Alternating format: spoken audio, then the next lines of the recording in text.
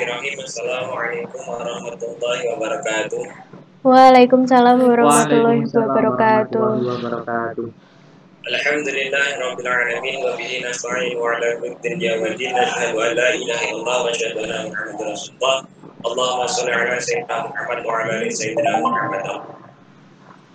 Pertama-tama marilah kita panjatkan puji kehadirat Allah Subhanahu wa taala yang sampai saat ini masih memberikan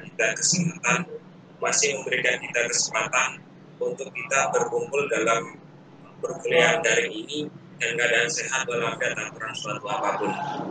Yang kedua, salawat serta salam mari kita curahkan kepada junjungan Muhammad sallallahu alaihi wasallam yang syafaatnya di yaumul qiyamah. Amin amin ya rabbal alamin. Oke. Selamat pagi anak-anakku semuanya. Selamat pagi, Pak. Selamat pagi, Pak. Oke, pertemuan pada kali ini Bapak akan sedikit menjelaskan mengenai pembahasan sholat jamak dan qashar. Oke, yang pertama adalah pengertian dari sholat jamak dan qashar.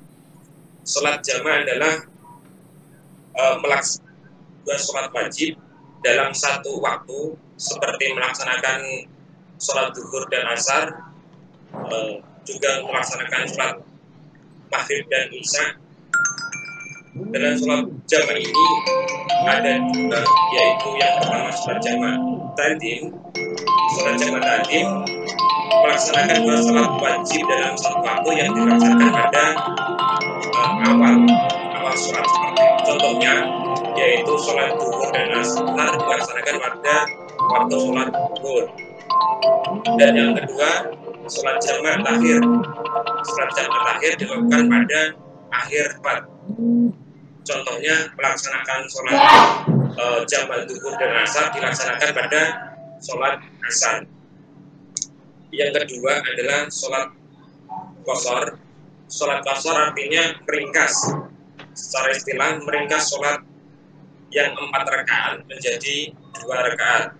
Seperti sholat zuhur, asar dan isya. Sedangkan sholat maghrib dan sholat subuh tidak bisa di qashar. Oke. Dalam melaksanakan sholat jamak dan qashar dilatar belakangi oleh adanya rukhsah. Nah, di sini Bapak akan bertanya pada kalian siapa yang tahu tentang rukhsah. Siapa yang tahu, monggo? Apa yang dimaksud dengan rukhsah? Saya, Pak. Ya, Priska. Menurut saya, rukhsah itu artinya keringanan atau kelonggaran yang diberikan. Ya, betul sekali yang dikatakan oleh Priska.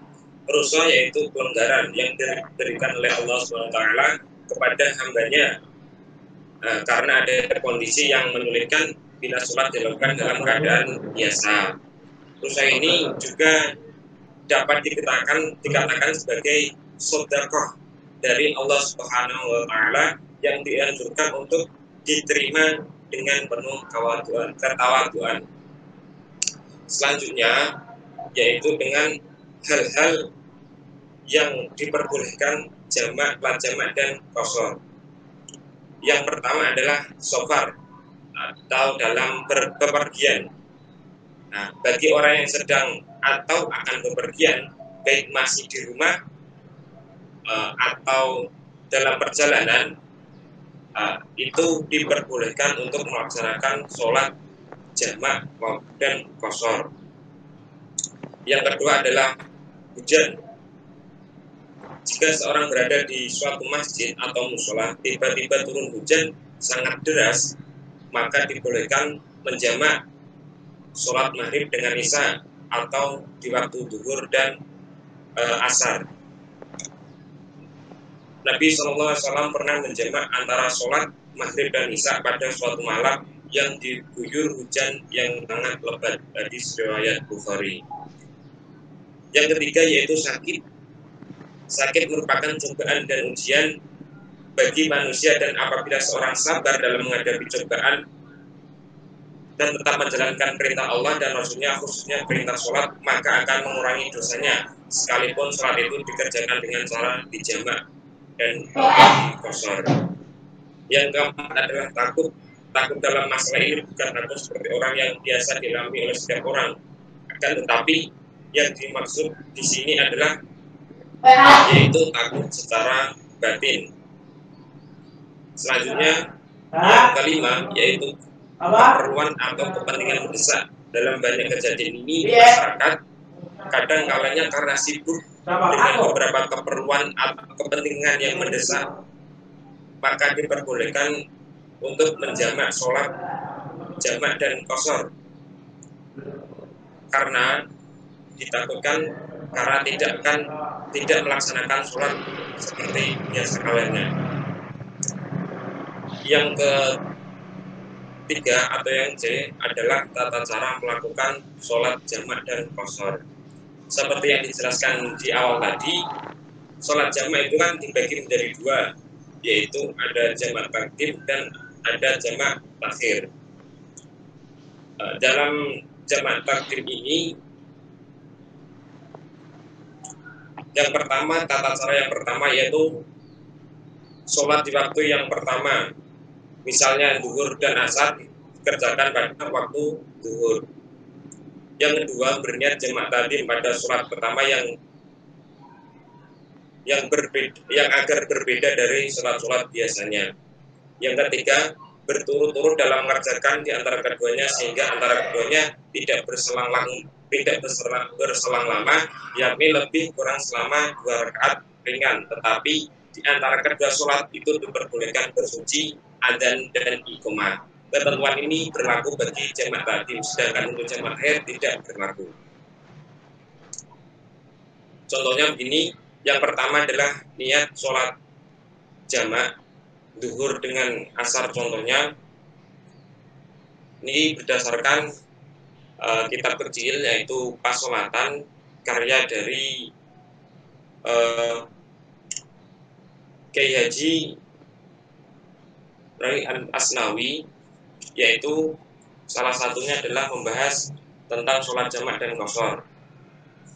Niat dari sholat jamak ini, sholat jamak takdim, yaitu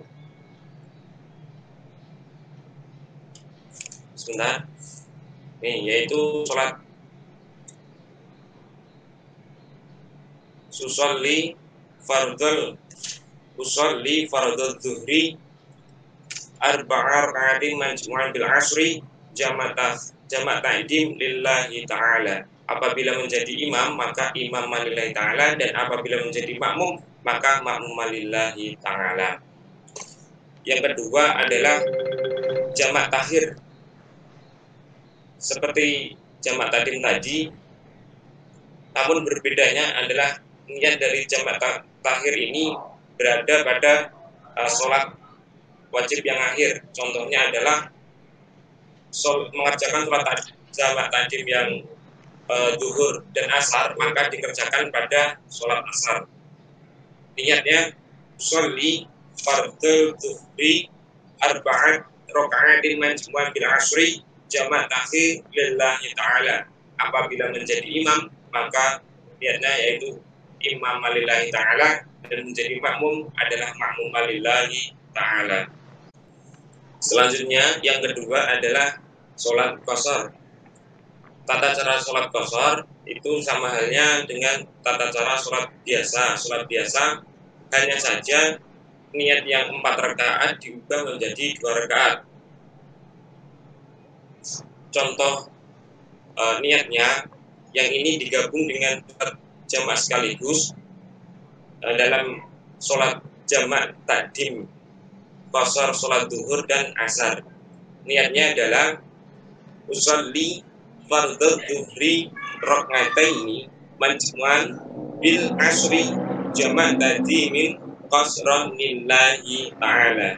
Apabila menjadi imam maka bacanya adalah imam lillahi ta'ala, dan apabila menjadi makmum maka bacanya adalah makmum lillahi ta'ala. Ada dasar-dasar hukum seorang boleh mengqasar sholat qasar ini, yaitu dalam Quran surat An-Nisa ayat 101. Nah, dari kalian adakah yang tahu bacaan dari surat An-Nisa ayat 101 tersebut? Monggo, siapa yang tahu? Saya, Pak. Oke, Mas Ihsan, monggo. A'udzu billahi minasyaitonir rajim. Bismillahirrahmanirrahim. Wa idza darabtum fil ardi falaysa 'alaikum junahun an taqsuru minas sholati in khiftum ay ya'tinakumul ladzina kafaru innal kafirin kanu lakum aduwwan mubina. Shadaqallahul 'azim.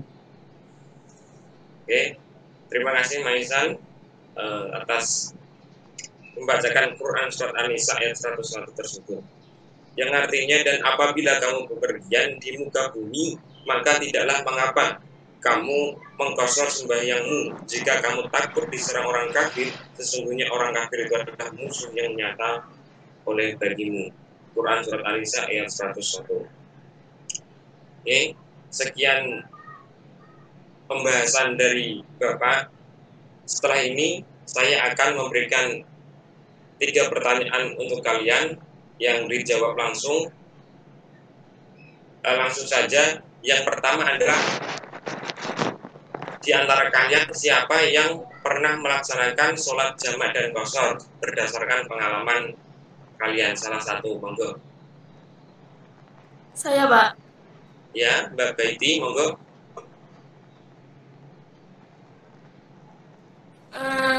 Kan dulu saya sempat liburan sama teman-teman SMP di Jakarta.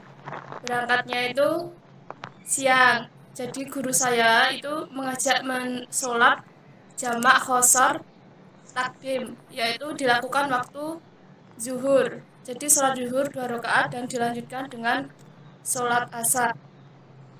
Juga pernah waktu SMA itu terjadi hujan lebat, sehingga sholatnya itu juga di jamak qashar takdim, yaitu di waktu zuhur. Seperti itu, Pak.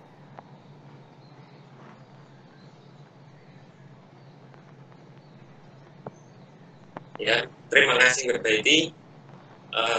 Yang saya tanyakan lagi, dalam pelaksanaan sholat jamak qashar tersebut dilaksanakan secara pribadi atau secara jamaah? Maksudnya jamaah atau munfarid? Dilaksanakan secara berjamaah, Pak. Terima kasih. Oke, terima kasih Mbak Baiti. Pertanyaan kedua, yaitu sholat apa saja yang dapat dijamak berdasarkan pemaparan yang saya paparkan tadi? Monggo, siapa yang tahu? Silakan. Saya, Pak. Baik, Mbak Priska, monggo silakan. Yang sholat yang bisa dijamak itu sholat kecuali sholat subuh. Berarti sholat zuhur, sholat asar, sholat maghrib, dan sholat isya. Ya, terima kasih kepada Mbak Priska. Yang pertanyaan ketiga, yaitu sholat apa saja yang dapat dikosor sesuai pemaparan Bapak tadi? Monggo silakan, siapa yang tahu? Saya, Pak. Baik, Mas Ihsan, silakan. Seperti pengertiannya, tadi sholat qashar meringkas sholat yang 4 rakaat menjadi 2 rakaat, yaitu sholat yang 4 rakaat yaitu sholat zuhur, sholat asar, dan sholat isya. Oke. Itulah sholat yang dapat dikosor. Terima kasih kepada Mas Ihsan. Dari kalian tampaknya sudah dapat memahami pemaparan dari saya. Nah, sebelum saya cukupkan pada pertemuan kali ini, saya akan sedikit memberikan tugas kepada kalian semua. Mohon dicatat. Tugasnya adalah kalian disuruh untuk membuat video. Isinya adalah mempraktekkan sholat jamak dan qashar secara berjamaah. Dapat mengajak kawan, kerabat, atau satu kelas ini untuk kelompokan mempraktekkan sholat jamak dan qashar, dan video dikirimkan ke email saya. Baik, Pak. Baik, Pak. Baik, Pak. Apakah yang ditanyakan lagi? Sudah cukup, Pak. Sudah cukup, Pak. Tidak ada. Sekian dari saya. Apabila ada kesalahan, mohon dimaafkan. Wallahu Assalamualaikum warahmatullahi wabarakatuh. Waalaikumsalam warahmatullahi wabarakatuh. Terima kasih, Pak. Terima kasih, Pak. Terima kasih, Pak.